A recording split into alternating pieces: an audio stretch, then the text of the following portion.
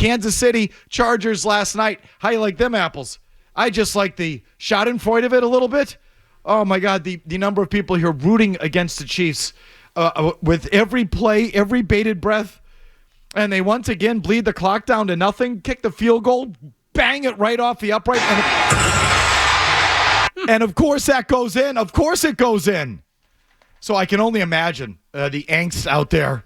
It's like they just can't lose. They just won't lose.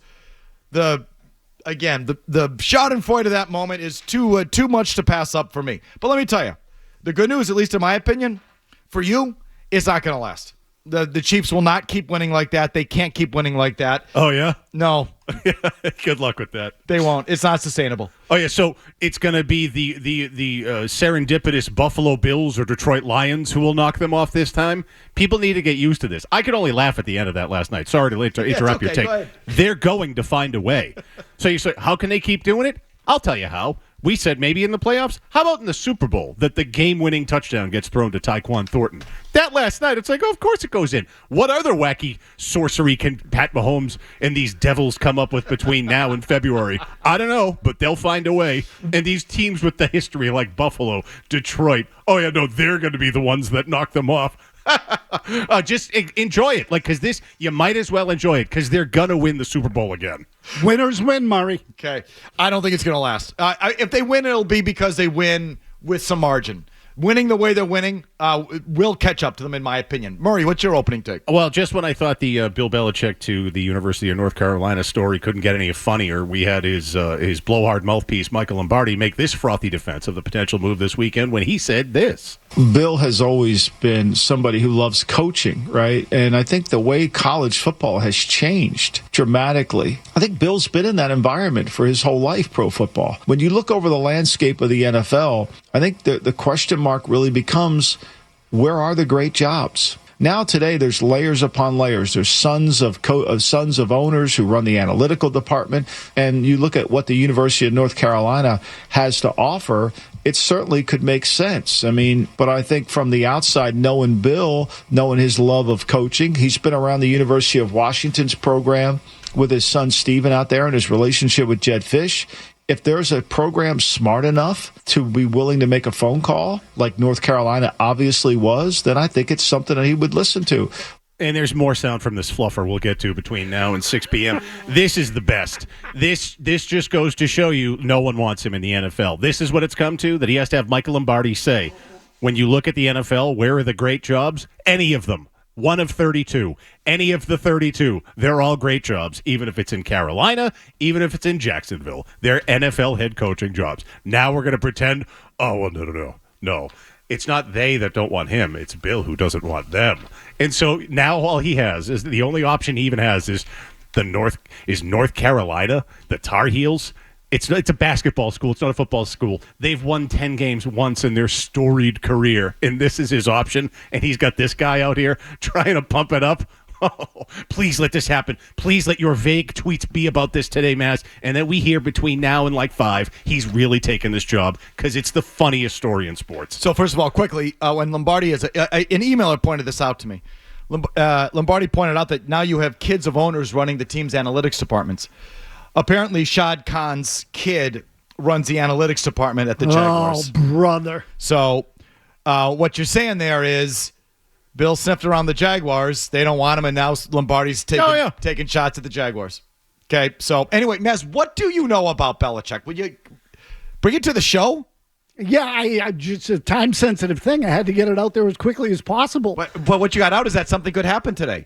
Could happen today, correct. I can't guarantee it, but could happen today. Okay, you know more. No, there has since been some other stuff tweeted. I think that has accurately said that the expectation is that Bill's going to get the job. That's what it is. And the only other thing I've heard is that they were discussing a couple of other candidates, most of the names of which are known. One is Matt Campbell, who's the head coach at Iowa State. They lost over the weekend. The other guy is John Sumrall, who's at Tulane, which I'm sure you know because your daughter goes to Tulane. So Sumrall, I think, has since signed an extension, and I heard that negotiations with Campbell have hit a roadblock. Sumrall came back, I think. Okay, with Tulane. Yeah. Right, he re-signed. So all indications are that it's going to be Bill. Now, look, I don't, you can never predict these things, but the way I heard it was they could have an announcement by the end of the day. Okay. Well, there's that. Belichick on the board. NFL weekend on the board. And, of course, probably the biggest news in the world of sports for those who still care about this sport, Juan Soto to the Mets. Mazz, I'm sure that's what you want to hit on. Yeah, so look, to me, there's one story here and one story only. The bidding for this guy went through the roof.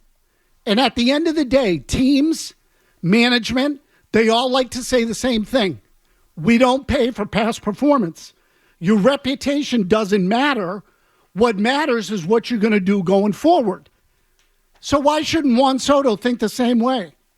So the Red Sox have 4 World Series under this ownership group. Great. Big deal. They haven't spent in the last 6 years, at least like they used to. Maybe the last few, more than the last 6. But they've been a 500 team for 6 years.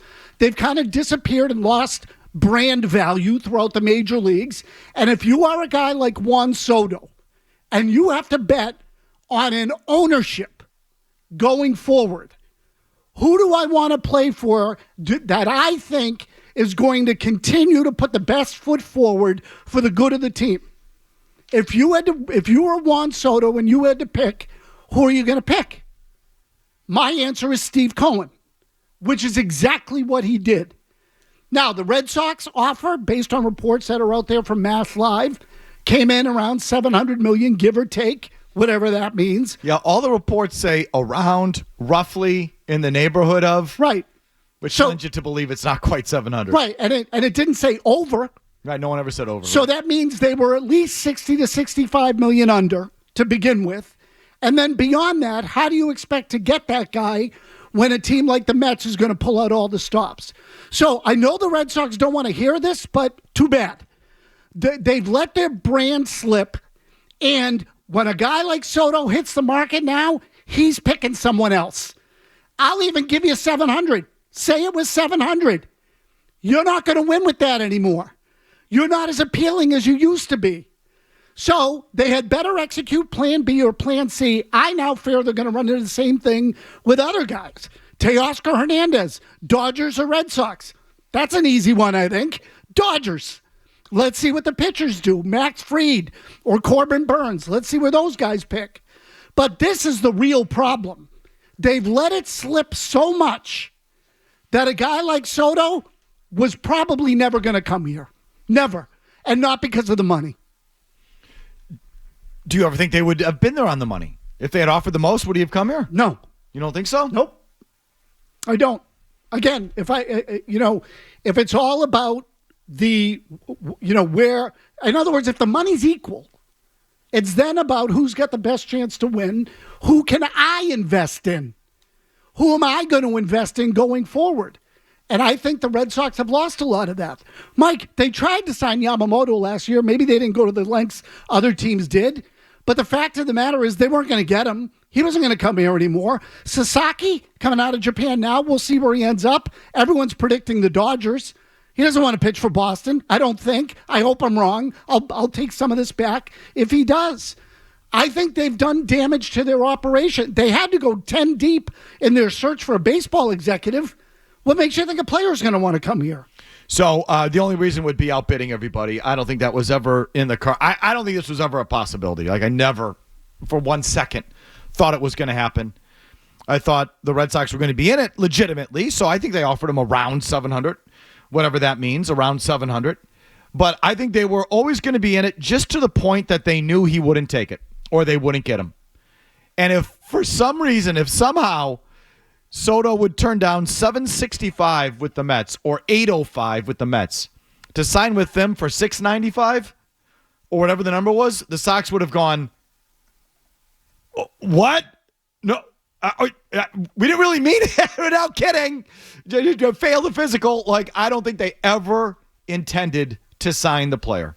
I think they intended to throw their hat back in the ring into these kind of things because not just to feign. I think they are going to spend a little bit more this offseason and do a little bit of something. And they want to be taken seriously again or thought of seriously again. And that was kind of the exercise. The exercise was never to actually land the player. So I never for a second thought they were going to land the player. Like, just not in the cards. What do you think, Murray? Yeah, I thought it was all a ruse from day one. There was 2 weeks of online lying, like, oh, no, it's happened. It's going to happen. Please, if you believe this from day one, you were a sucker. And, I get it. There were many reporters probably doing the team's bidding, and I'm sure that there was some interest. But when push came to shove, you were never really going to outbid Steve Cohen. This speaks to the Yankees, too, because Steve Cohen has proven since he's bought the Mets, when he wants something, he's going to pay for it no matter what. The only person he's really bidding against is himself. Yeah, look, the only other thing I would add is, I told you they have needs bigger than Soto. So to me, the only way you do it is if you're then going to trade some other left-handed hitters for pitching. But given the way they think, I do wonder if they looked at Soto and said, if we're going to sign a mega deal, whether it's a pitcher or a positional player, we'd rather give it to a 26-year-old who can play left field at Fenway Park and is a position player, because he's not going to break down like a pitcher would. So we'd rather do that and then trade some of the prospects and get pitching that's cheaper from other organizations, so we're not making a bad investment on the pitching market. So that sounded like a plan. Murray, do you think they have a plan? No, not at all. I think they're all flying by the seat of their pants, or their plan is we're going to run it like the Cincinnati Reds, and we're like a mid-market operation now. We're going to pretend we're interested in some of these big names to try to drum up interest. It's the same thing over and over and over again. No, there is no plan. If they are planning anything now, it's like, now we got to sign something, because now they're going to even hate us even more. If you like that clip, check out more videos from Felger and Mazz here. For more Red Sox analysis and opinion, hit this playlist. And for all the latest from the Sports Hub, download the app at 985thesportshub.com.